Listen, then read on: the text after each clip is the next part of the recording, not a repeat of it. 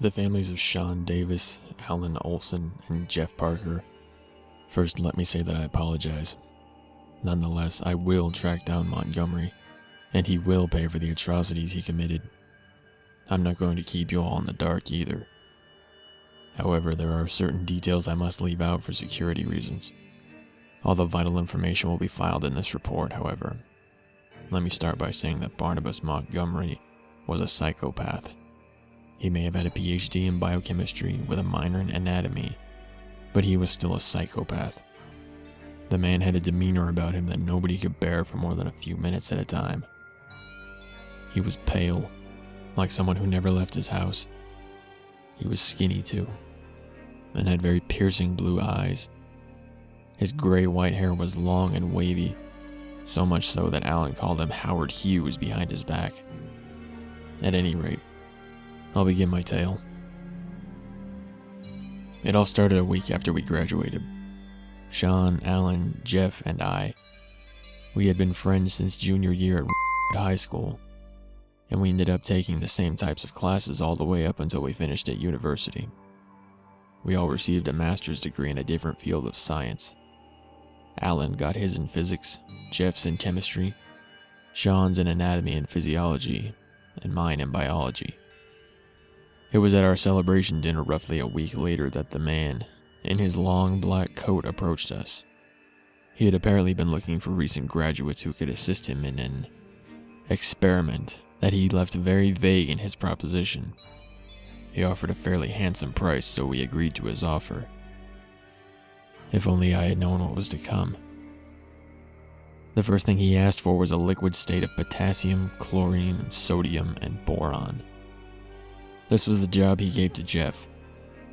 Alan was asked to conduct the experiment, which entailed dropping 2 tablets of uranium-238 into the mixture, which would cause them to form a gaseous state.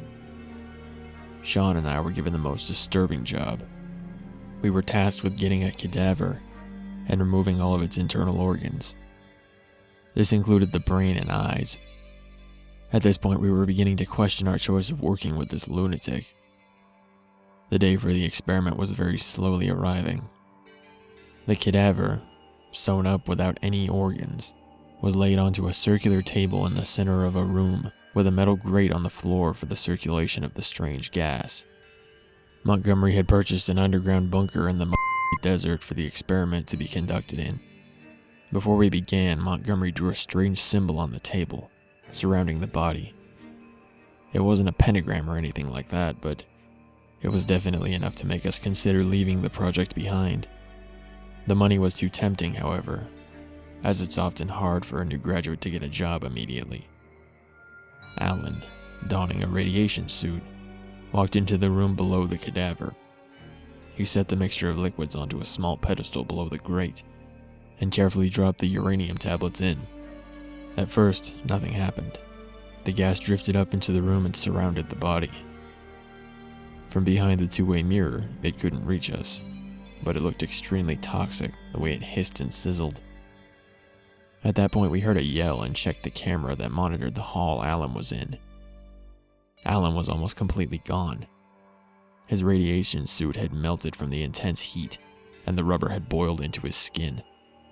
It was a horrific sight, and it got everyone but Montgomery into a panic. Montgomery just crouched on the floor and grinned. Sean ran over to him and grabbed him by the neck, shouting profanities at him. But Montgomery was prepared. He pulled a knife from his pocket and stabbed Sean directly in the jugular vein. I almost tackled Montgomery myself, but when I looked up, I noticed something. The body was stirring. It stood on its feet and began to yell. It sounded a deafening, wordless screech, which completely paralyzed us in fear. Not Montgomery, though. He only laughed. Alan was dead, and this thing had broken the grate and begun to feed on his remains. The hatch to the lower room, however, was directly below our feet. While Jeff and I scrambled to keep that trapdoor closed, Montgomery got up and began to climb out of the bunker. We used Sean's corpse to weigh down the door, but the creature possessed immeasurable strength, and it wouldn't stay down there forever. I began to climb the ladder out of the bunker, and Jeff closely followed. Just as I reached the exit, Jeff made a misstep and sent the whole ladder tumbling down. I'll spare the details of his demise, but there wasn't much blood. He was devoured far too quickly for blood. This, gruesome as it was, gave me a chance to close and lock the exit. Without the ladder, the creature had no way of getting out. I knew that I had won. So now that you've heard my story, I hope that you can accept my apology. Montgomery is still out there, and I know he's going to attempt his hideous experiment again.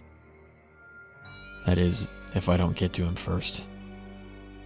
If that hatch still opens, he'll be seeing that creature again very, very soon.